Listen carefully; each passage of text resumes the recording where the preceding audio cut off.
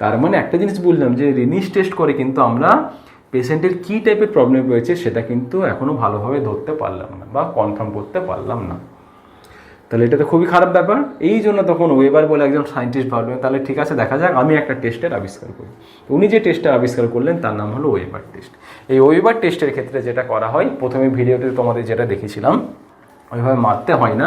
Weber টেস্টের ক্ষেত্রে কী করা, এই টিউনিং ফর্কটা নিলাম, ভাইব্রেট করলাম, ভাইব্রেট করার পরে এরপরে আমি টিউনিং ফর্কটা কোথায় রাখবো, এই যে ফোরহেড রয়েছে ফোরহেডে আমি প্লেস করতে পারি অথবা আমি এখানে প্লেস করতে পারি। তাহলে যখনই আমি ফোরহেডে প্লেস করছি মানে এখানে ফ্রন্টাল বোন রয়েছে, ফ্রন্টাল বোন থেকে ওই ভাইব্রেশনটা আলটিমেট কোথায় যাবে, টেম্পোরাল বোনে যাবে, এবং টেম্পোরাল বোনে যাওয়া মানে টেম্পোরাল বোনের ভেতরে কী রয়েছে, আমার ককলিয়া রয়েছে, অর্থাৎ ককলিয়াটা স্টিমুলেটেড হবে।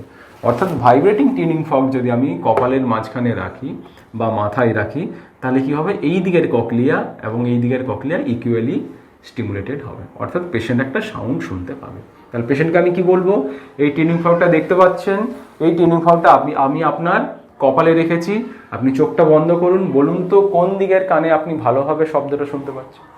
যদি পেশেন্টের দুটো কানই নর্মাল হয় তাহলে কি হবে, দুটো ককলিয়াই ইকুয়ালি স্টিমুলেটেড হবে। তাহলে পেশেন্ট বলবে ডাক্তারবাবু আমি কিন্তু সাউন্ডটা দুটো কানে সমানভাবে শুনতে পাচ্ছি, কোনো দিকেই বেশি বা কম শুনতে পাচ্ছি না।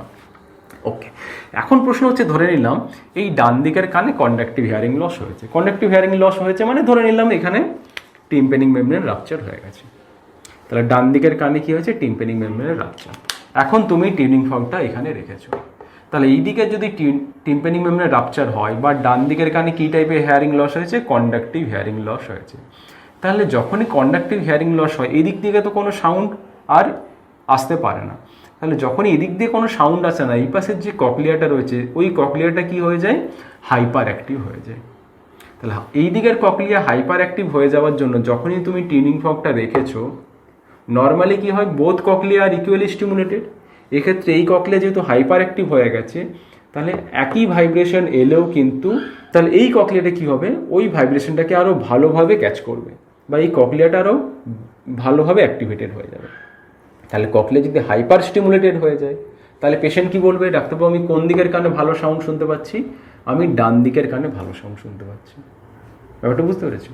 অর্থাৎ পেশেন্টের যে দিকের কানে কন্ডাক্টিভ হিয়ারিং লস রয়েছে ওয়েবার টেস্ট সেই দিকে ল্যাটারালাইজড হয়ে যায়। ব্যাপারটা বুঝতে পেরেছো? অথবা যদি ধরে নিলাম লেফট সাইডে যদি টিম্প্যানিক মেমব্রেনের রাপচার হতো, এই দিকটা যদি নর্মাল থাকতো, তাহলে যখনই আমি ওয়েবার টেস্ট করতাম তাহলে এই পাশের ককলিয়া হাইপার অ্যাক্টিভ হয়ে যেত, সাউন্ডটা পেশেন্টের মনে হতো বাঁ দিকের কানে সাউন্ডটা ভালো শোনা যাচ্ছে। ব্যাপারটা বুঝতে পেরেছো? তাহলে ওয়েবার টেস্ট ইজ ল্যাটারালাইজ। তাহলে ওয়েবার টেস্টের কি বলতে হয় ডায়াগনোসিসটা, Weber test is lateralize to the disease ear, বা যে ডিজিজে কন্ডাক্টিভ হিয়ারিং লসটা রয়েছে। এই অবধি বুঝতে পেরে গেছে। এরপর ধরে নিলাম আমার বাঁ দিকের কানে সেন্সরি নিউরাল হিয়ারিং লস হয়েছে, ককলিয়াতে আংশিকভাবে প্রবলেম রয়েছে, আমার ডান দিকের কানটা নর্মাল রয়েছে।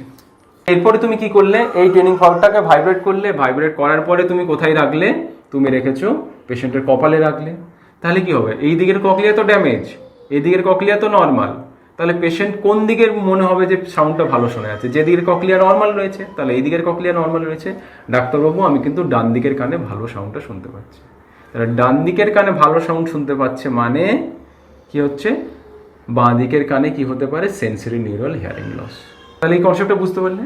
তাহলে এরপরে যদি কোনো পেশেন্ট বলে ডাক্তারবাবু আমি ইকুয়ালি সাউন্ডটা শুনতে পাচ্ছি, তার মানে দুটো কান নর্মাল রয়েছে।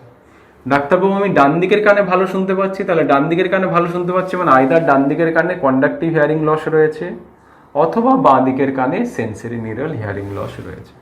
এটা বুঝতে পেরেছো? অর্থাৎ যেদিকে সেন্সরি নিউরাল হিয়ারিং লস থাকে যেদিকের কানে, তার অপোজিট দিকে সাউন্ডটা ভালো শোনা যাবে, এবং যেদিকের কানে কন্ডাক্টিভ হিয়ারিং লস রয়েছে সেই দিকের কানে সাউন্ডটা ভালো শোনা যাবে।